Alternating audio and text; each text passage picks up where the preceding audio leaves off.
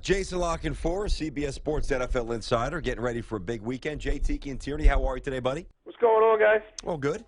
What did you make of, well, I guess, why did Anthony Lynn not get the Bills job? I know that's kind of rearview mirror stuff. What do you know about that? It seemed like it was his. Look, it was set up for him. They had been talking to him for weeks, specifically the GM, Doug Whaley, had been working on the owner about that proposition. Now, a lot of that got out into the media and fueled even more dysfunction in that building.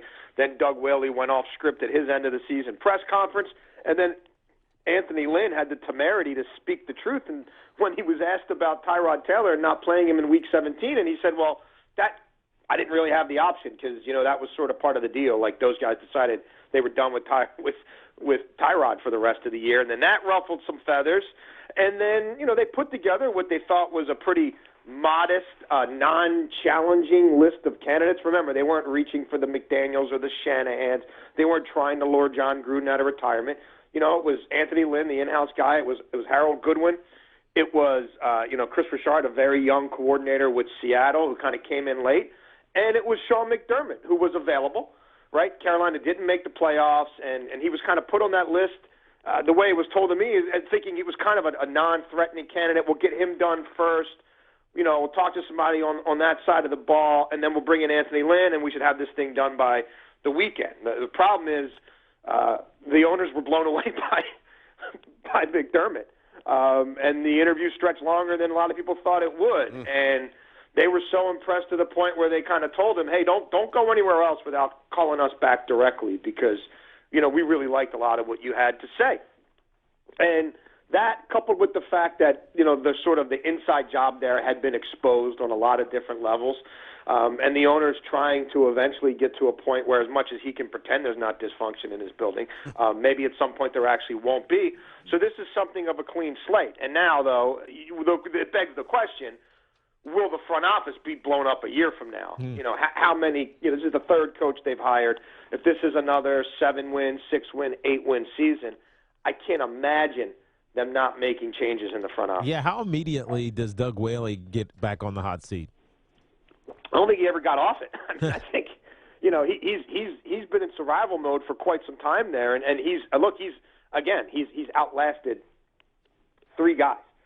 He's on his 3rd guy. He's outlasted 2. Well, I guess you could say 3 plus an interim. So, depending on what you want to, how you want to sort of do the calculus on the Anthony Lynn thing. But, yeah, he's been involved in a lot of hiring decisions there that have not gone well.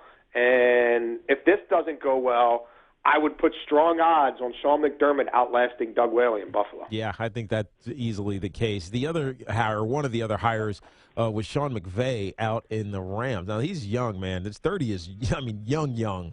And I know how hard that is because I saw with my brother, with Raheem Morris, who kind of wasn't prepared for the role. His was different because John Gruden kind of was forced out like in March or whatever. Yeah, that got ugly. Yeah, that was weird and it was ugly.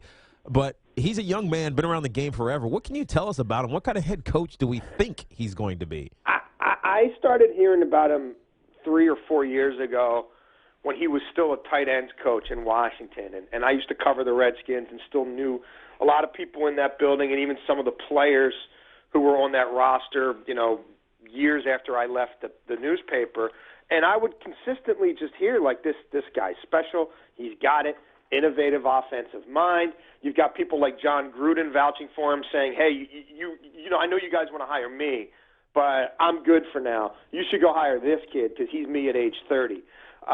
Obviously, his grandfather was a successful executive in the league, a part of Bill Walsh's dynasties. He has the right bloodlines. You're right. He's been around the game forever.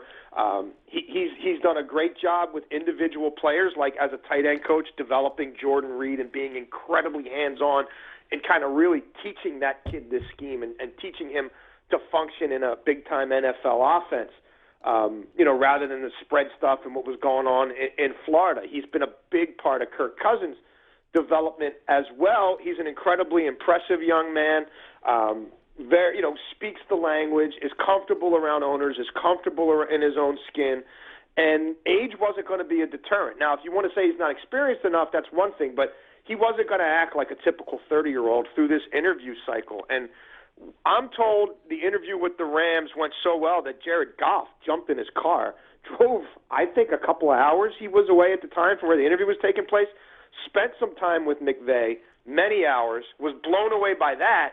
At that point, things started to crystallize for the Rams and to the point where, okay, well, if we can't get John Gruden, this might be the next best thing. Hey, Jason, what do you know about this? It's the StubHub Center, right, that they'll play in? What do you know about the venue outside of the fact that it's kind of small? What else? Anything cool? Well, it was built originally soccer-specific. It was built to sort of be the home of the U.S. national team, and I actually was there for the first ever MLS game in StubHub Center, which is kind of weird. But I was covering hockey at the time and was covering a game out there and just happened to be out there. It can be expanded. It's around 30,000 now. When I was talking to Chargers people all the way back in the summer, they were looking at potential adding some game day seats, to boost the attendance a little bit. But they were intrigued by the idea of obviously there's limited supply. So they hope that pushes up demand. Because it's so intimate and quaint and every seat is on top of the field, maybe they can charge a little bit more because there's a little bit of a game day experience. And, again, there's only 35,000 tickets available instead of 70. And it's a little further down the freeway. It's a little further south. Maybe that lures a few more Chargers fans to come up the 5 or the 405 or whatever and make a day of it. But they didn't want to be the third tenant in the Coliseum. Remember, USC has first dibs, and then Kroenke's got second dibs. Now they do have to work around the MLS schedule a little bit with the Galaxy, but they kind of wanted to have their own game day experience and not be just another team in the Coliseum for 2 years. So that had been a long time in the making as well. I think that's really smart. I think that's an interesting business model that could be extra appealing given the intimacy of the venue. I said that yesterday. It's an interesting look there. Jason La Canfora with us here on CBS Sports Radio. So obviously, we just saw the news on Twitter a couple of minutes ago. Jordy Nelson is out. So if people did not get that, Mike McCarthy just ruled him out. Conversely, Dallas, everybody on the 53-man practiced on Wednesday. How rare is that at this point in the season where everybody practices on Wednesday before a playoff game? Yeah, it's pretty rare.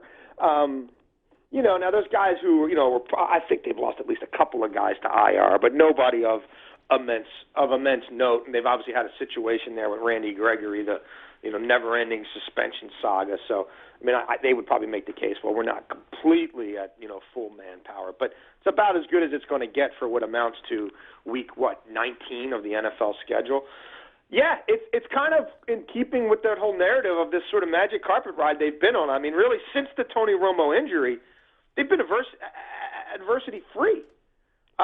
They really haven't had to deal. They haven't even really been behind in that many games. You know what I mean? They haven't trailed that many games, or certainly trailed by 2 scores, or really, said, boy, this is an uphill climb. It's the complete opposite of their situation last year. You know what I mean? Remember with Castle and the guy, the former Cleveland first-round pick, the other backup, Whedon, you know what I mean? And, Kellen Moore and everything. They were perpetually chasing games. That's why I'm intrigued about the first quarter of this game in particular, because Aaron Rodgers is coming in lightning hot. Yes, no Jordy Nelson, but still, I wouldn't bet against him right now.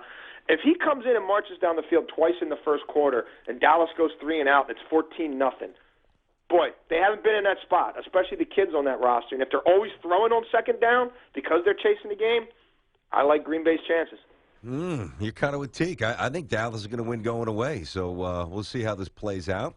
It's going to be fun. I think, to me, it's the best weekend of football. Yeah. Obviously a subjective take, but you seem to agree. So going to be a good time, man. Now, we'll see you Sunday. You'll be on Tops again, as always? I will. I will. Pal. Nice. Yep. We will Absolutely. See you. I'll see you in studio on Sunday, Jay. Sounds Thank you. Good, guys. Enjoy the game. Be good, Jason. No doubt, buddy. Jason La Canfora, CBS Sports NFL Insider.